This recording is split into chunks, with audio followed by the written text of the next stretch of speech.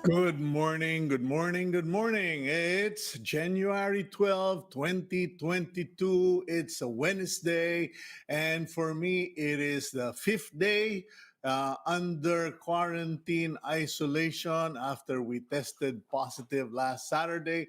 So, medyo maganda pa rin naman po ang ating pakiramdam, and it's a reminder to everyone out there, please take good care of yourselves if you can. Stay home, wag na po kayong maggagala o ika nga mamasyal pa kasi baka ang mapasyalan ninyo hospital. Okay. And today we will have a very special guest. Hindi po ito concert, no? Na pag sinabing special guest kasi hindi pa alam kung sino yung makukuha, meron po tayong special guest. But before that, let's go on with our daily starter. Okay. And today, medyo mahaba-haba ang ating daily starter. Do not forget this one thing, dear friends. With the Lord, a day is like 1,000 years, and 1,000 years are like a day. The Lord is not slow in keeping his promise, as some understand slowness. Instead, he is patient with you, not wanting anyone to perish, but everyone to come to repentance. And that is from the second book of Peter, chapter 3, verse 8 and 9. Okay, yan po ang ating daily starter. And sabi nga nila, God has three ways of answering your prayer. It's either a yes, or yes, but not now, or no, I have something better. Anyway, let's now go to the front page of the Philippine Star for the news. And today, January 12, 2020, the headline of the Philippine Star is Government Sets Purchase Limit for Paracetamol and Flu Medicines. You will only be allowed, pwede lang po kayong makabili ng dalawang banig, 2 mats or for individuals, 2 mats. Kumbaga, 20 tablets po yun kung 10 ang kada banig, or 6 mats for family purchases. Marami pong detalye kung ano pa yung mga ibang gamot.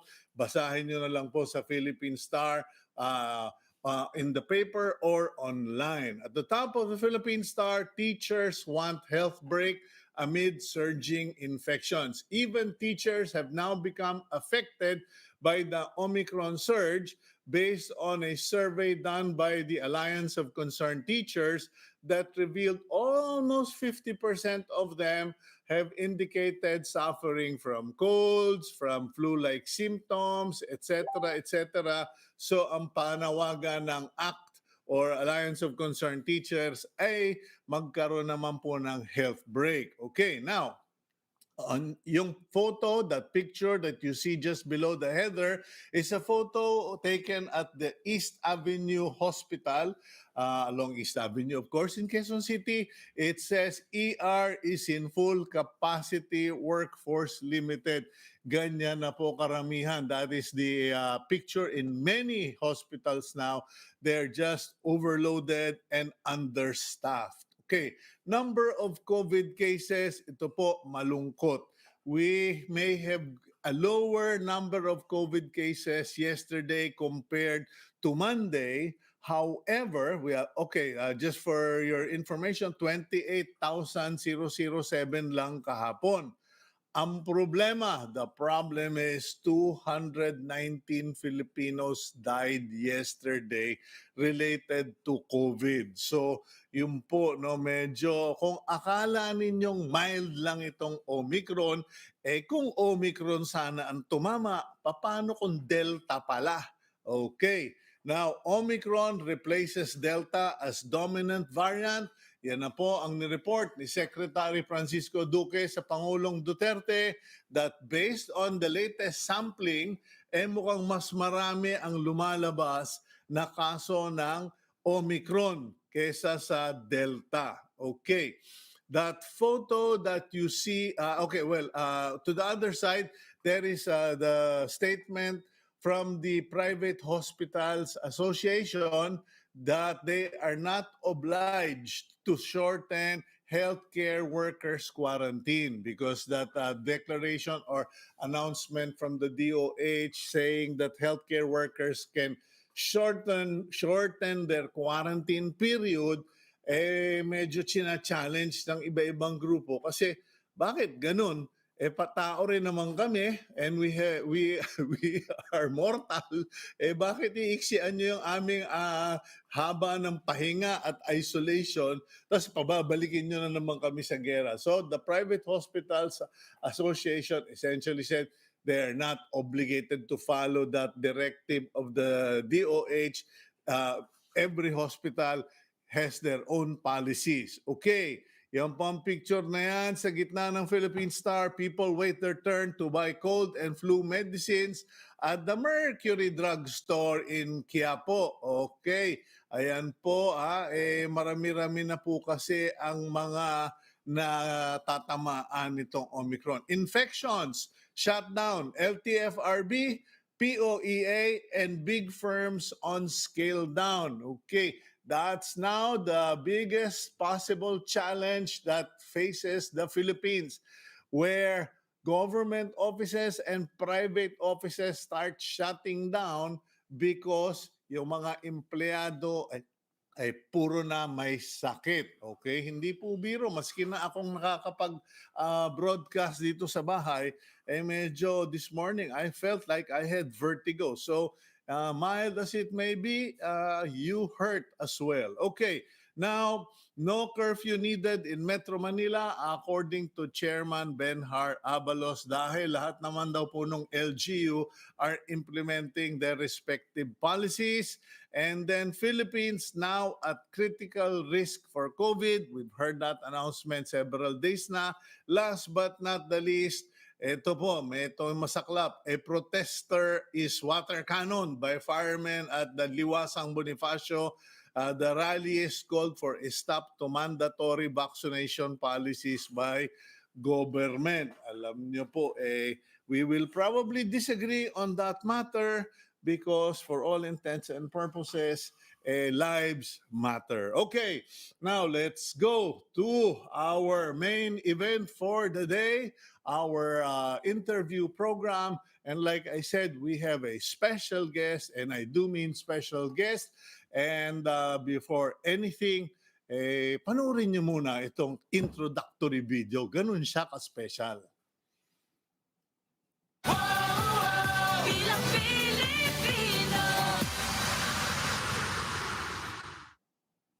Maria Leonor Gerona Robredo was born on April 23, 1965 in Naga, Camarines Sur.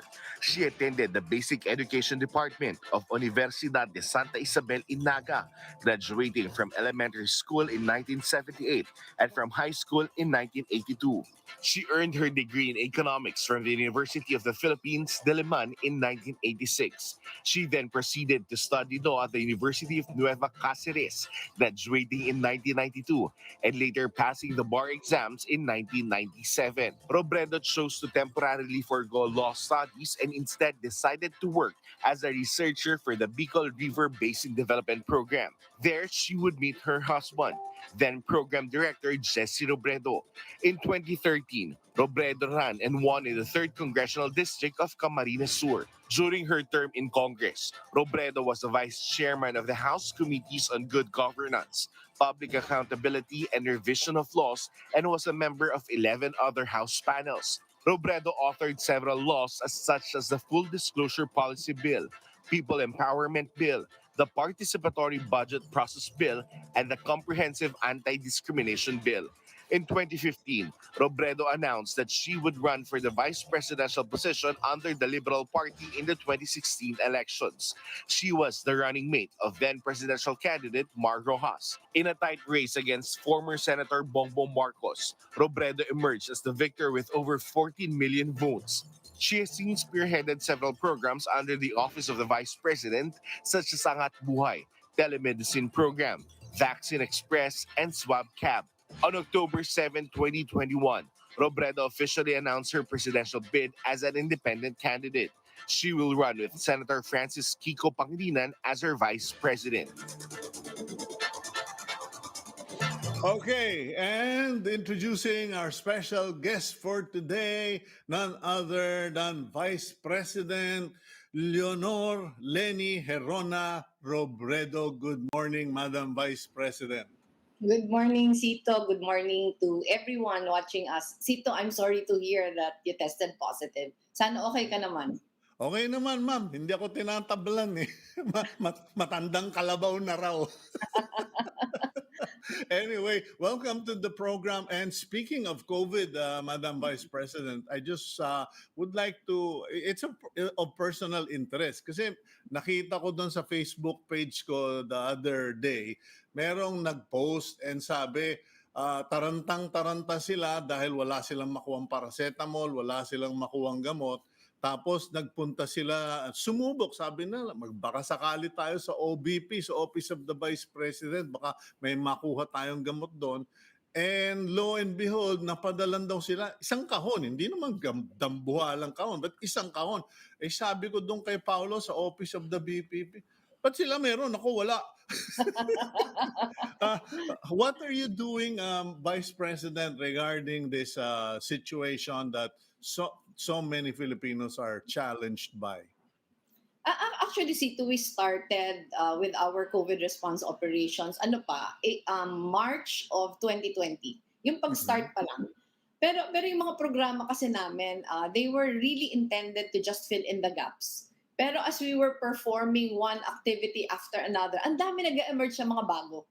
Halimbawa, nag-start lang kami dati, nag-start kami PPE sets. Kasi if you remember, nung nag-start yung COVID, yun yung problema. Maraming doktor namamatay, walang enough PPE sets. So yun yung una namin ginawa. Tapos pagkatapos ng PPE sets, nagkulang yung mga nai-import na PPE. So nagpa-produce kami locally. We partnered with designers, we partnered with local sewing communities. And then, kung naalala mo, March 16 yata yun. Nag-stop ng public transportation. So, the day after na-stop siya, napanood kasi namin sa news, nabasa namin sa mga newspapers, na ang daming mga health workers ang hindi nakakapasok o naglalakad ng napakalayo para na makarating sa ospital. So, nag-start kami ng shuttle services. Pag-start namin ng shuttle services, we were ferrying health workers around Metro Manila. Yung sunod na ginawa namin, dormitories, kasi yung mga pasahero namin, kinikwento sa amin na yun yung problema nila. Ayaw nilang umuwi sa bahay kasi dala nila yung sakit, mahahawa nila yung families, pero wala silang matirahan. So parang parang one activity after another. Etong Bayanihan i-konsulta, we started it, kung naalala mo, yung surge ng March of 2021. 2021, yes. Nagkaroon tayo ng matinding surge noong 2021. And yung pinaka-problema nun, sobrang congested yung hospitals.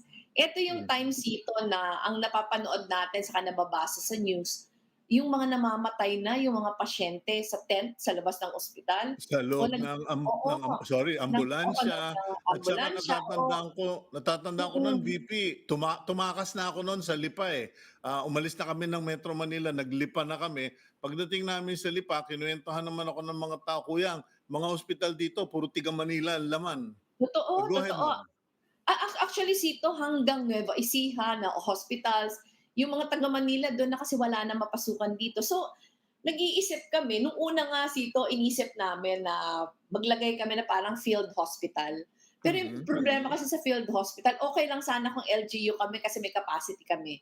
Pero dahil OVP kami, wala namang kami mga health personnel, wala namang kami, di ba, kahit maka-raise kami ng pondo, it is very difficult na maglagay ng field hospital. So yung next best thing na naisip namin, itong Bayanihan i-konsulta. Ito yung telemedicine. Alam namin na marami ng telemedicine platforms at that time. Pero gusto naming makater yung mga pasyente na walang pambayad for telemedicine or kahit walang pambayad tapos hindi din sila kahit may mga libre. Okay, I think the signal, let's just wait on that. We unfortunately nagkaroon tayo ng technical problem there, but we really will reconnect. Oh, yun. Okay, ma'am. Okay na, pasensya na. Yung kinukuwento ko Sito na, Yeah. nung kinonceptualize namin yung Bayanihan e-Konsulta, gusto talaga namin na nasa Facebook siya, tapos accessible siya by free data. Para Mm. kahit yung mga walang load, puwedeng maka-access sa'min. So eto yung start nung COVID care kits. Kasi yung pinaka-intensyon talaga ng Bayanihan e-Konsulta, kung mild lang naman yung symptoms mo, hindi mo kailangan na pumunta pa sa ospital para magkonsulta, puwede ng Mhm. telemedicine. So when we started doing Bayanihan e-Konsulta, yung mga nagre-register, sa aming Facebook page, pinapadalhan na namin ng COVID care kits. Tapos pagbukas mo ng COVID care kits, hindi lang yung gamot, hindi lang yung mga kailangan, pero meron siyang thermometer, saka oximeter. Tapos meron din siyang monitoring sheet. Yung monitoring sheet, may checklist ka ng mga symptoms, and then a monitoring team monitors you 2 times a day. So, ang ginagawa namin, kasi sobrang dami na ng pasyente, although 1,000 plus yung volunteer doctors namin, hindi nila kinakaya during the Mhm. search. So, ang ginagawa namin, kung merong yung monitoring team, pag naka-note siya ng symptoms na tingin niya kailangan ng i-link sa doktor, saka sila nagte-telemedicine. So, we started doing that parang April 7, 2021. Mabuti na lang hindi namin hininto. Okay. Even during the lull, 'di ba parang may lull from October until December, hindi kami Yes. huminto ng Bayanihan e-Konsulta. So nung nag-surge ulit siya towards the latter part of December, handa Mhm. kami. Pero ang hindi Mm. kami handa Sito, yung grabe ng pasyente ngayon. So grabe yung pasyente ngayon, pumalo ito parang January 3. Yun yung start na talagang dinagsa kami. Mhm. Kinukulang na naman kami ngayon ng volunteers, volunteer doctors, non-medical volunteers, kaya napilitan kami to put a cap every day. So 400 patients a day lang yung nakikater namin, just to make sure na naasikaso namin lahat. Well, Pero you're halimbawa Sito, oo, yes, ma'am. You're practically, functioning like a hospital, a first, ano ba ang tawag noon, primary care oo. May facility. may ambulansya na nga kami Sito. Okay.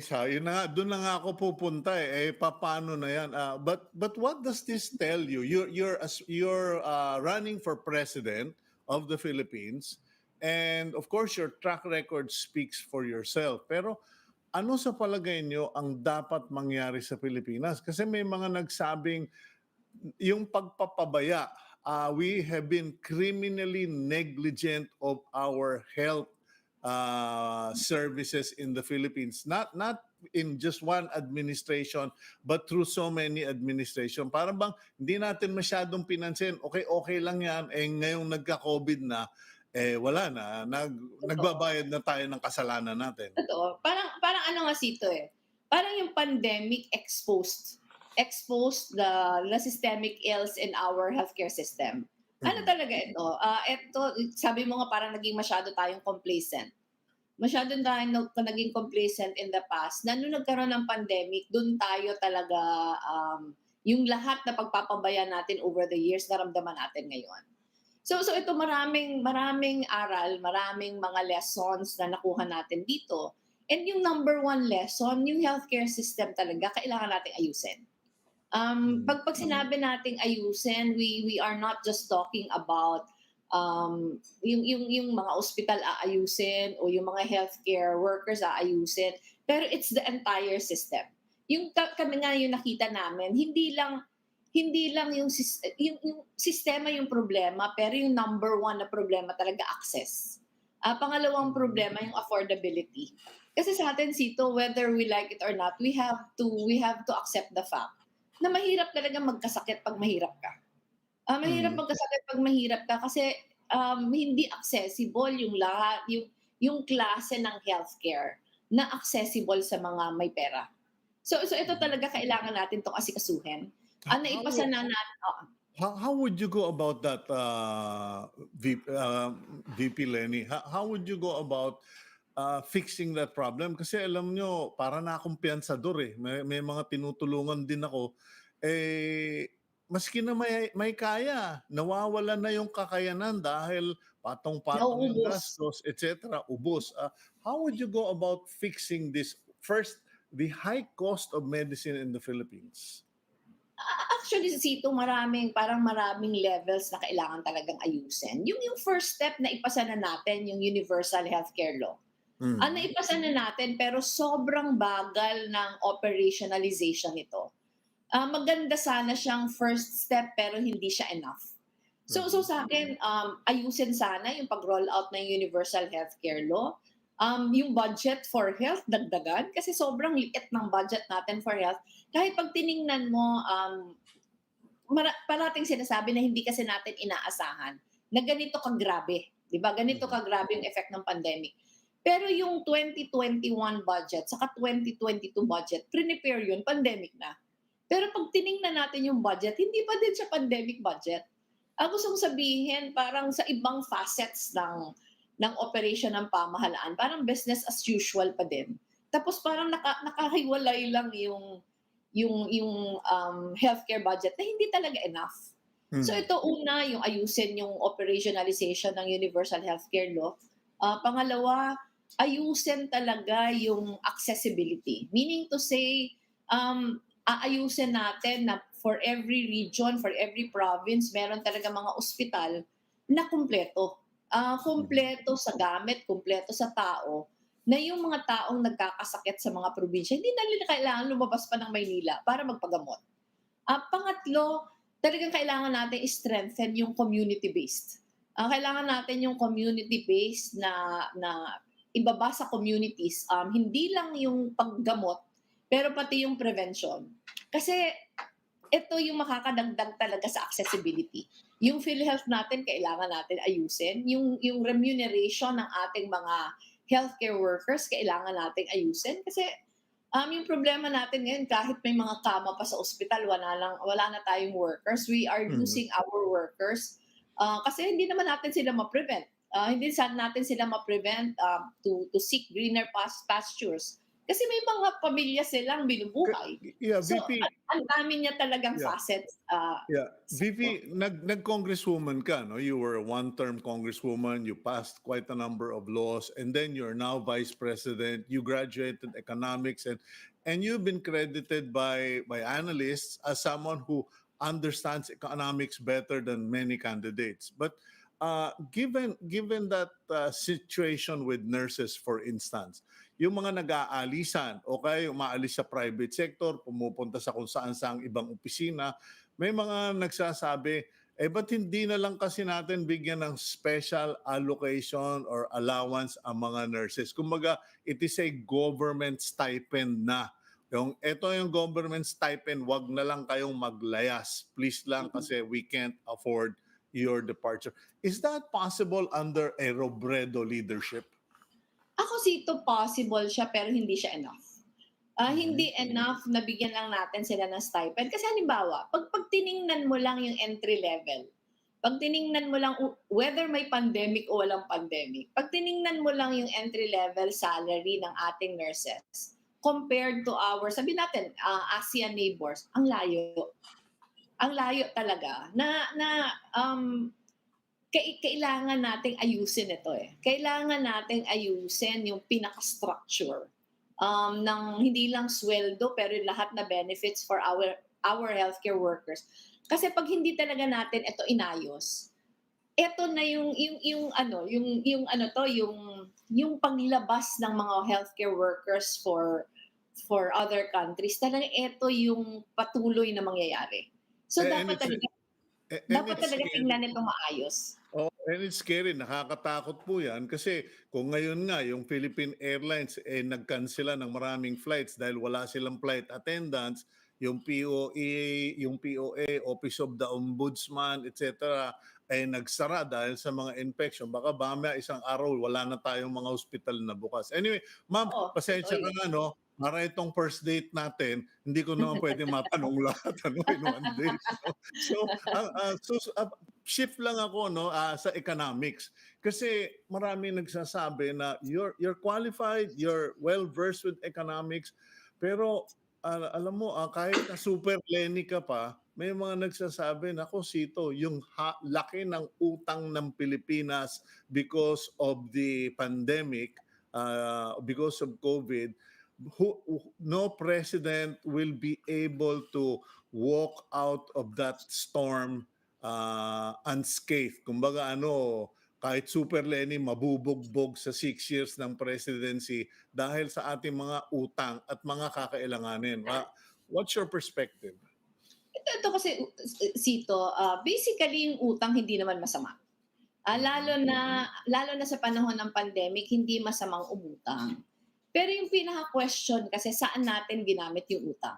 Halimbawa ngayon, magkano na ba yung utang natin? Kung hindi ako nagkakamali, nasa may 13 trillion na. Pero pag tiningnan natin yung 13 trillion, kaya naman natin yung bayaran. Pero kaya natin siyang bayaran, number one, kung ang GDP natin, maibalik natin pre-pandemic levels. Number two, dapat i-assess natin saan ba natin ginastos yung mga loans na-incur natin.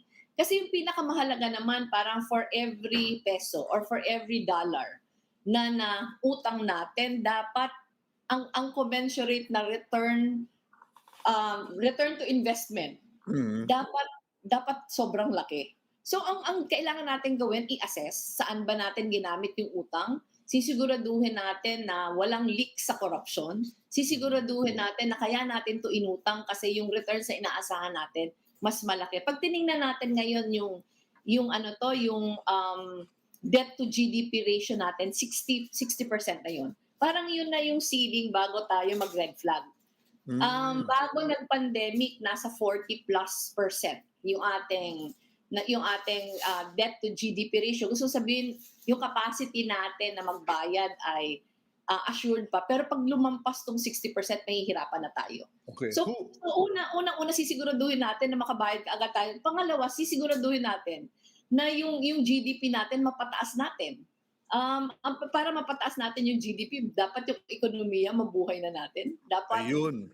Itatanong ko sa inyo, BP, kasi maganda naman yung statement. That's a good statement, not just a nice statement, that we will honor all our debts, we will pay what we owe, but at the same time, we must generate our gross domestic product. Now, sa GDP, who or what will be the platform, primary platform, and who will be the primary players? Kasi ang pinatutunguhan ko yung business sector sa mga nakaraang administration, especially currently, ang talagang mga nanguna because of COVID nga ay private sector.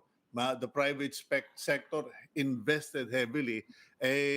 Ngayon may mga nagtatanong sa akin, Sits, pakitanong mo naman si BP kung siya magpresidente, ano ba, tuloy-tuloy lang ba? O baka madi-disrupt na naman? Or what can she promise us in terms of predictability, business predictability, and sustainability? Ako Sito, again, many different levels ito para mapataas natin yung GDP. Yung pinakauna dito, pag tiningnan natin kasi yung spending natin ngayon, ang dami nating kakulangan sa pera. Pero maraming mga departments ang nag-underspend pa din.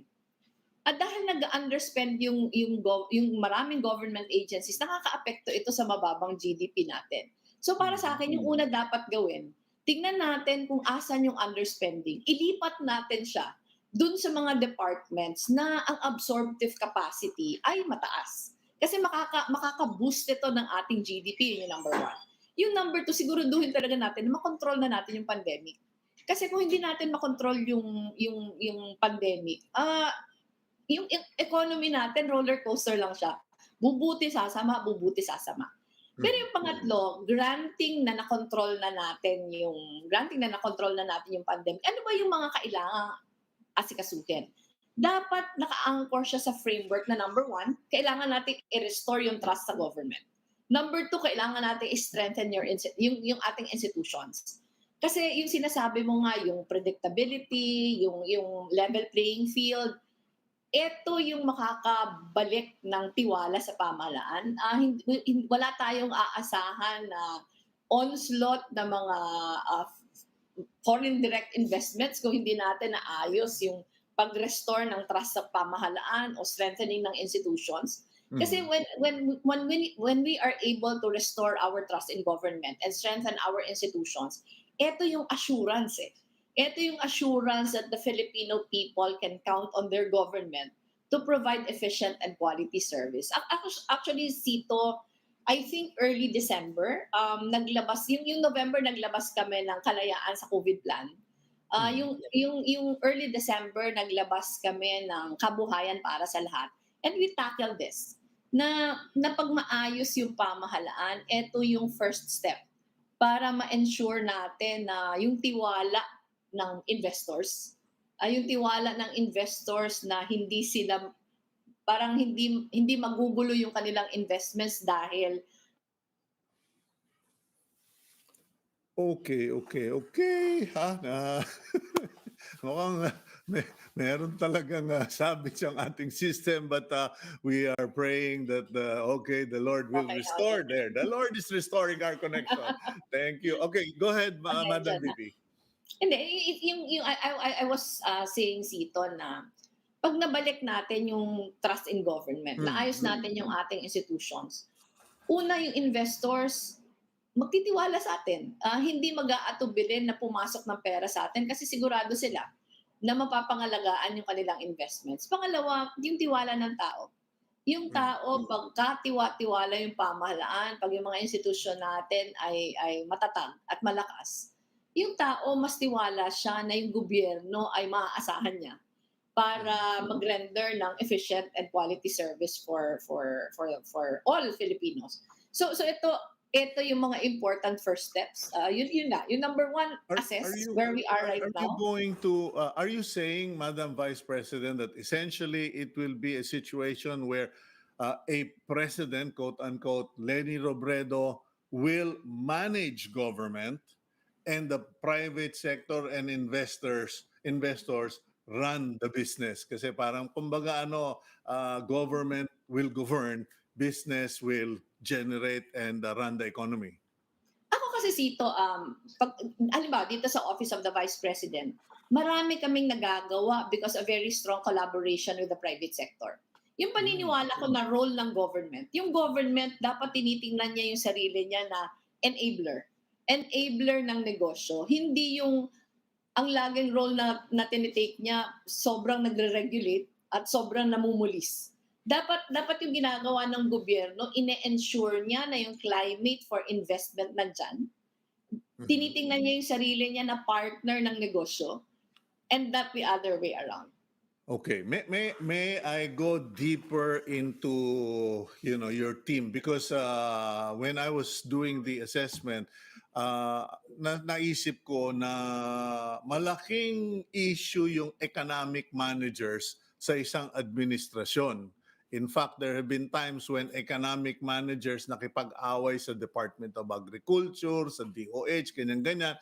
Under a Robredo government, uh, number one, meron na ba kayong mga napupusuang potential cabinet members, or ano yung primary or priority ninyo na pipiliin nyo? Kasi many businessmen at pati na yung mga mamamayan, yun ang ginagawang batayan eh. Sino ba ang pipiliin ng Aling Leni na papaligid sa kanya?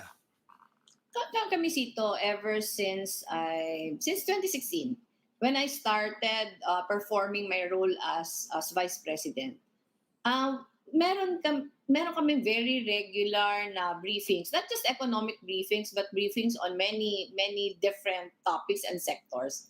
Na meron kaming nasasandalan. Meron kaming nasasandalan, hindi isang tao, pero isang team. We try to listen to as many views as possible kasi hindi naman pare-parehong views. Pero para kasi sa akin, napakahalaga ng pagpili ng cabinet members. Napakahalaga ng pagpili ng heads of offices. Number one, kailangan experts in their field. Number two, kailangan respetado sila. Respetado sila ng sektor na pamumunuan nila. Number three, hindi lang mahusay sa kanilang field pero mahusay na managers. And then number four, ako yung driving force sa akin ng governance is always empowerment and inclusivity. So para sa akin, dapat yung pipiliin ko, naniniwala din doon, na nakikinig, nagbibigay boses sa stakeholders. Kasi tingin ko napakahalaga nito. And number five, dapat yung presidente ng titimon, yung presidente nagtitimon na yung kanyang mga cabinet members ay nag-agree to work together. Kasi mahirap yung nag-aaway yung finance, saka yung sabi mo nga, nag-aaway yung Mm. finance, saka agriculture, nag-aaway yung ganito, iba-iba yung statements na nilalabas. Yung nakita kong naging very successful in, ano ba, example lang ito, naging very successful in yung pagpapakita ng unity sa cabinet si President FVR. Si Mm. President FVR naalala ko put a lot of premium on yung harmony within the cabinet. Na siya mismo yung nagsisiguro na yung kanyang mga cabinet officials ay nasa-settle yung differences sa level na yon. So sa akin yun yung mga importante. I will not name names ngayon kung meron na napupusuan, but there's a group of many different teams who have been helping us since 2016. Okay. Madam Vice President, kung papayagan po ninyo, we'll just take a quick break and we will be back shortly. Yes, yes. Okay, we'll be right back here on Agenda.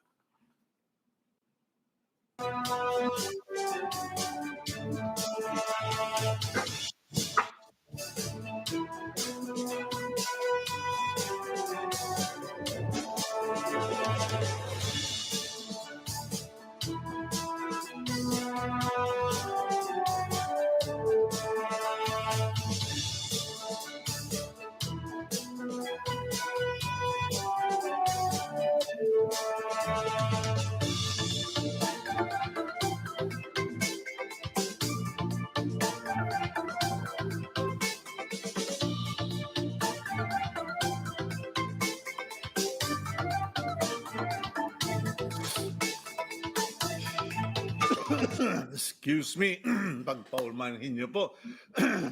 Naalala na naman ako ng pinagkakautangan ko. Okay, back to our special guest for today, our interview with Vice President Leni Robredo. Madam Vice President, welcome back.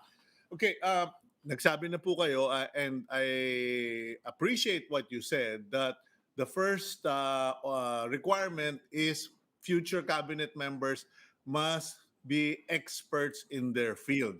So hindi ito pwede yung mga napakiusap o yung malakas o yung merong backer, etc. Second, nire-respeto in the respective field. So kung transport, kung economics, etc. Now, Ma'am Leni, how do you propose to ensure the harmony? Kayo po ba mismo ang magiging bastonero? Kasi marami akong baston dito iniwan ng tatay kong si Louis Beltran, bibigay ko na sa inyo, or are you going to resort to the cabinet cluster system na every cluster has a team leader and he or she is responsible? Ako both, Chito. Sito. Ako, tingin ko importante din yung clusters. Kasi yung convergence ng marami kasing mga problema na hindi naman nakatuon sa isang department lang. And yung mga clusters, eto yung magta-take charge yung mga convergence between them. Pero yung sa akin, pag ako kasi involved sa day-to-day, pag involved ako sa day-to-day, ako talaga mismo yung magbabaston. Meaning to say, pag mayroong problema, dapat nasa-settle na siya at the earliest possible time. Na hindi na dapat una lumalabas sa publiko, pangalawa nagkakaroon ng conflict sa policy. Ako para sa akin napaka-importanteng role ng pangulo yung pagiging konduktor. Okay. Pagiging konduktor na yung making sure na on a day-to-day basis yung buong yung buong administration ay harmonious, kasi tingin ko ito yung pagkukulang in many instances na conflicting yung mga, hindi nawawala yung conflicts, pero ang gusto ko sabihin, dapat yung conflicts na settle sa level pa lang. Sa level pa lang ng people closest to the president. Okay. Meron po kayo mga supporters who have expressed a particular concern to me. And they said, Kuya, suportado namin si Leni. Ang hindi lang kami sigurado ay baka mapaligiran naman siya ng mga kaalyado na nagdala sa kanya sa pwesto. I mean, you have supporters, you are partly a person who appreciates loyalty, but those who support you are also concerned about how you will distinguish between loyalty and being surrounded solely by, well, I'll be direkta na ma'am, no? Yung mga sabi nila, mga dilaw, yung mga liberal, etc. What is your position on this matter? Ako Sito, my record as a member of Congress and as VP will speak for itself.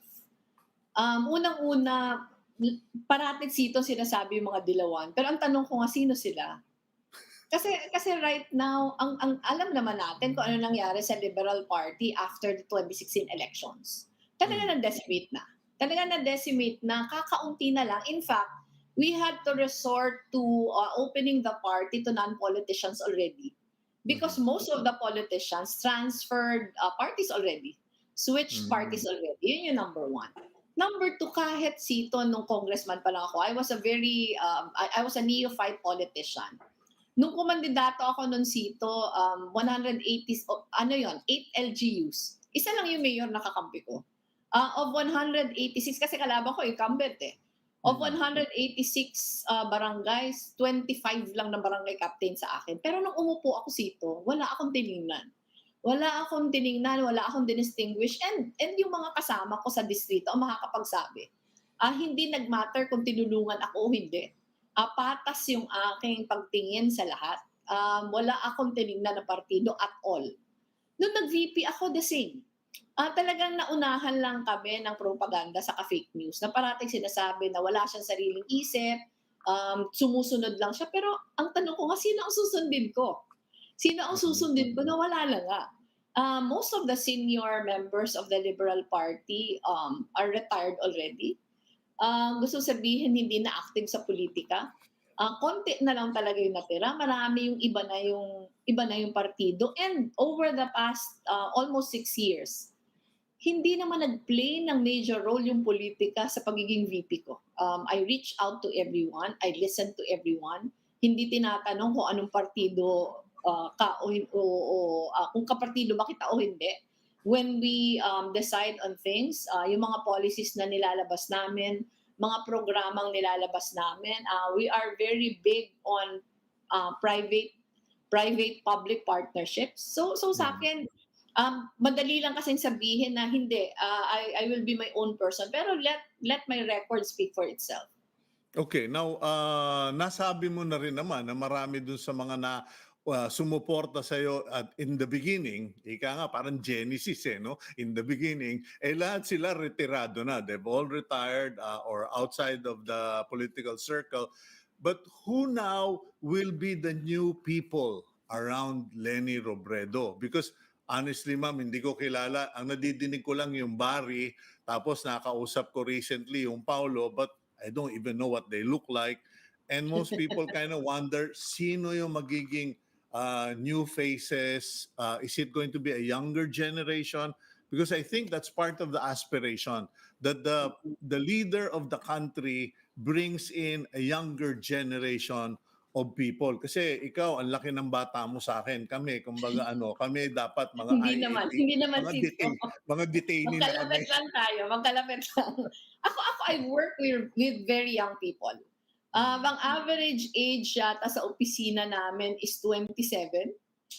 Ako na yata I am one of the very few na lampas 50 years old. My chief of staff is 37 years old. Ako, in the almost 6 years that I was VP, I worked with very young people. And I think yun yung key that most of our projects, most of the things that we're doing at the Office of the Vice President are very innovative, very creative. Kasi if you work with very young people, unshackled by, di ba, by biases, wala sa kanilang politiko,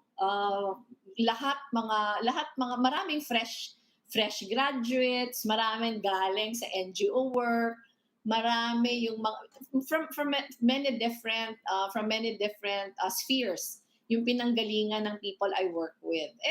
And sa akin, sabi ko nga Sito, hindi ako namimili. Even the people we consult as far as policy briefings are concerned, we make sure that they come from many different backgrounds. Kasi ako parating gusto kong pinapakinggan yung magkakaibang panig. Kahit Before kontra. Oo, yung mga for and against, gusto ko yung parating pinapakinggan. Actually, very interesting for me to listen to many divergent views. Okay, well, we're down to like maybe less than 15 minutes, Ma'am Leni. So, what will be your policy towards media? Kasi alam nyo, itong kampanya, lahat ng mga kandidato, mahal kami. Pagkatapos ng eleksyon at nasa power na sila, lahat sila galit sa amin. And, what will be the Robredo policy as far as critics in media? Because alam mo, medyo ayoko namang magaya sa tatay ko. Sana maging best friend tayo. But seriously, what will be your attitude and policy towards media and criticism? Ako kasi, Sito, I recognize the role that media plays as far as governance and public officials are concerned. Actually, Sito, ako known ako for this, na I keep a safe distance. Dahil nirerespeto ko yung mga members of the media. Na para sa akin, ito dapat yung pumupuna. Ito dapat yung mga pumupuna para siguraduhin lang na kami ay hindi kami nakukulong sa sarili naming bubble. Meaning to say dapat. Okay, just a slight delay there, ladies and gentlemen. I'm sure we're going to be restored in our connection so far. Ayan. And there we go. Okay, yes, ma'am. Okay na, Sito. Yung So, sinasabi dapat, ko na ang role ng media, ang inaasahan kong role ng media, Sito, na i-appreciate kami when we are doing good. Pero i-criticize kami kung nakikita nila na mali na yung ginagawa namin. Kasi nakakatulong yun sa pagiging mabuti namin na public servants. Kasi pag sinisiguro namin na kahit mali na yung ginagawa namin, hindi iimek o i-appreciate pa din kami, hindi yun nakakatulong sa amin eh. Hindi Okay. nakakatulong sa amin. So sa akin, yung relationship has to be a relationship of trust and respect. Na pag sinabi kong respect, hindi respect in the sense na lagi lang akong pupuriin, pero respect namin sa profession ninyo. And respect nyo din sa profession namin. So ako, ako yung distance na kinikip ko is based on that premise. Okay. What will be your centerpiece program to alleviate the poor? Kasi nakita ko naman do sa history mo, personal history, professional history, you became a lawyer, for the public attorney's office, defendant of the poor, etc. Pero sa Pilipinas, wala nga tayong basic internet, wala tayong renewable energy sa mga barangay, and then yung ating bureaucracy, yung bang hindi po ito komplikadong term mga kaibigan, yung po bang proseso yung transaction lang sa gobyerno, kung medyo grades elementary lang anak tapos mo, goodbye ka na. Madam Vice President, what will the Robredo presidency do to make things better and equal the playing field? Kasi gala ako sa mga bayan-bayan and yun talaga kinasasama ng loob ko parang we discriminate against the poor, yung Totoo yan. government and bureaucracy, hindi administration. Ako gaya ng sinabi ko Sito kanina, everything that we do is always anchored on inclusivity and empowerment. Yung paniniwala ko Sito, dapat yung mga naiiwan sa laylayan, binibigyan ng mas malaking pagkakataon para makilahok. Yung paniniwala ko Sito, the best programs are really the programs na pinakinggan natin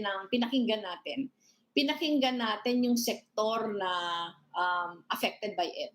Kaya nung nasa Congress ako, I passed an empowerment bill.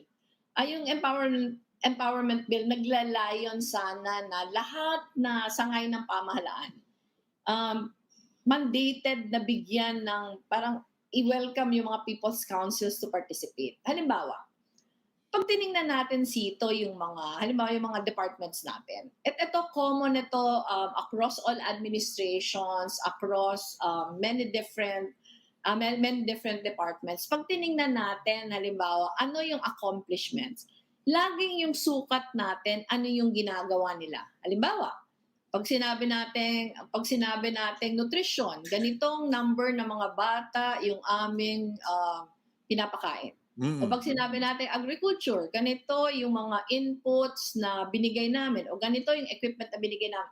Parang lahat kasi yung activities, lahat yun outputs. So ako talaga sito, yung number one na gagawin ko, papalitan ko yung lahat. Papalitan ko, sisiguraduhin ko na outcomes lagi, yung targets. Meaning to say, hindi natin makiklaim na economically progressive na tayo kung yung mga dating naiiwan sa laylayan ay naiiwan pa din. So dapat parating yung sukat, paano natin pinabuti yung buhay ng pinaka nasa baba.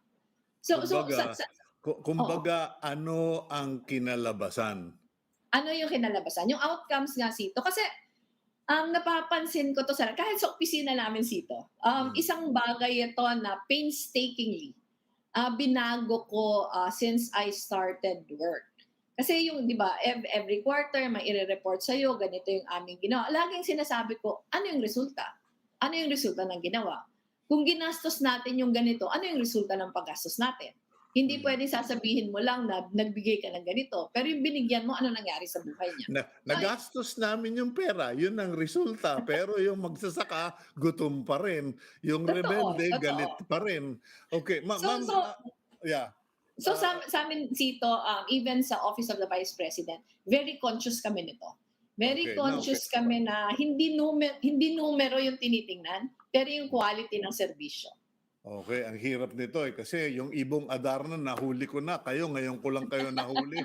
Campaign period pa, baka maorasan kayo, may metro yung mga interview. But just wanna ask you, the topic that has not been addressed, na feeling ko baka secret weapon nyo ito yung kababaihan. Kasi ang daming babae na talagang puro pro-Leni. Dito lang sa Barrio Kapitolyo, pag hindi ka nanalo, kawawa kami. Kasi mga kalye dito, puro pink. Ano? Pero what can you promise or offer to the Filipina or the women of the Philippines? Ako number one sa akin, Sito, opportunity sa economic empowerment. Kaya ako to sinasabi kasi alam mo, iba-ibang estado sa buhay, iba-iba yung programang ini-introduce sa kanila. Pero before I became a politician, Sito, I was part of an NGO. Saligan yung pangalan nito. Na dun sa NGO namin, dun sa branch namin, ako lang yung babae. So most of the cases we're handling involving women, ako talaga yung nag-handle. And if there was one lesson that I learned, parang yung economic empowerment is really the most crucial of all. Meaning to say, hindi kinakailangan na lahat na babae nagtatrabaho. Pero dapat lahat na babae nabibigyan ng opportunity to earn. Kasi ito talaga yung pinagmumulan ng lahat Ito yung pinagmumulan ng lahat na, halimbawa, we've been handling a lot of, halimbawa, domestic violence cases, mga abuse against women, pero it all boils down to economic opportunities So sa akin talaga, Sito, I am big on this. Even sa Office of the Vice President, even when I was in Congress, talagang yung mga programa para sa mga kababaihan is really giving them skills, upskilling them, giving them access to market. It's one of the things na, halimbawa, kahit nag-aalaga ako ng bata, kahit nag-aalaga ako ng mga anak ko sa bahay, meron pa din akong opportunity to earn for myself. Kasi yun yung nagbibigay ng power Yun yung nagbibigay ng power sa babae. Leni Robredo can't do all of that. That's impossible, no? So, does this mean you're going to follow the Swedish example, example, yung ang cabinet karamihan halos babae na, etc. Are you inclined towards that? Kasi, kumbaga tinambakan na tayo ng mga lalaking cabinet sa Pilipinas for the last 50 years. Medyo ako mismo suko na ako. Parang, I think the best job for the man is a woman. The best man for the job is a woman yata. Ako Sito, ang one thing I can commit to is magiging very mindful ako sa balance. Magiging very mindful ako sa balance. Hindi ko sinasabi na mas marami akong babaeng kukunin. Kasi syempre, ang number one pa din, gaya na sabi ko kanina, yung experts in their field, yung respeto ng stakeholder sa kanya. Pero sa akin, magiging very mindful ako ng balance kasi nakakatulong yung iba't ibang perspectives. And ang babae talaga iba din yung perspective eh. Yung babae kadalasan iba yung perspective. And ako mismo, I benefit a lot. I benefit a lot by working with women, with young people na eto yung magpo-provide ng balance. Okay, now will there be an age limit to the cabinet members? None. Alam mo, pinaglalaban ko lagi. Pinaglalaban ko lagi, Sito, na hindi sa edad yon. Although I work with very, very young people, pero sa akin kasi, para sa akin, hanggang kaya mo pa magbanat ng buto, dapat hindi ka na-discriminate dahil sa edad mo. Okay, So yung sa akin, again, Sito, perspectives. Yeah. Tingin ko yung healthy mix ng mga bata saka mga kaedad natin makakabuti. Okay, well, I disagree on that kasi talaga ako, I follow Miriam Defensor Santiago Parang we should just annihilate everybody above 60. Sabi, si Miriam yata yung nagsabi. But anyway, Madam Vice President, what will the Robredo presidency do for our overseas Filipinos? Kasi pagpamanin nyo, naunahan ko na, this is close to my heart nakipagdiskusyon na ako. Sabi ko, if there are no jobs in the Philippines, then why not send Filipinos and Filipinas abroad, not to be domestic helper, but to be professional workers? Kasi marami namang bansa sa Pilipinas, sa mundo, ang nakikinabang because of foreign workers sending money abroad. Medyo na stereotype lang talaga yung overseas Filipino. What's your philosophy or the Robredo position on that? Actually, Sito, yung sinabi mo pa lang, ito yung eksaktong sinabi ko. I had a town hall meeting with them virtually, mga OFWs, I think 2 days ago. Ang number one na pakiramdam ko about it is wala namang masama working abroad, pero dapat nagtatrabaho sa labas dahil yun yung choice nila. Hindi dahil wala kasing opportunities dito. So dapat palakasin natin yung ekonomiya natin para number one, yung mga kababayan natin hindi kinakailangan lumabas para lang magkaroon ng magandang buhay. Pangalawa, yung mga nagtatrabaho sa labas na gusto na mag-retire dito, pero hindi makauwi kasi walang mauuwian na opportunities, hindi makauwi kasi halimbawa, yung na-enjoy nilang healthcare sa labas ay hindi nila ma-enjoy dito sa atin. So kailangan ayusin natin yung bansa natin para yung paglabas ay choice, hindi because of necessity. Yung pangalawa naman, yung sinasabi mo kanina, I fully agree with you. Na nagpapalabas tayo ng mga workers, mag-invest na tayo sa kanila. Halimbawa, pinaka-example nito, seafarers. Napakadami ng seafarers natin na nagtatrabaho sa labas. Pero pag tiningnan natin, sa dami ng seafarers natin, sobrang small percentage niyan yung mga opisyal. Yung mga opisyal sa barko. And pag tiningnan natin, Sito, yung sweldo nila, sobrang layo. Sobrang layo ng sweldo nila na bakit hindi tayo mag-invest?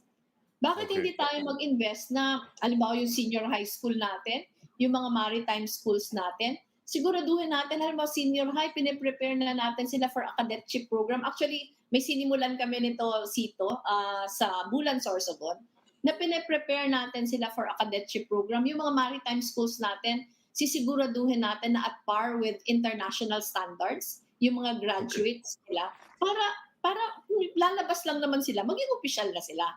Yun, Ah, okay. Pasensya ka naman, BP, no? Kasi 9 o'clock na, mag-overtime na, baka ako mag-invest sa sarili kong programa. No?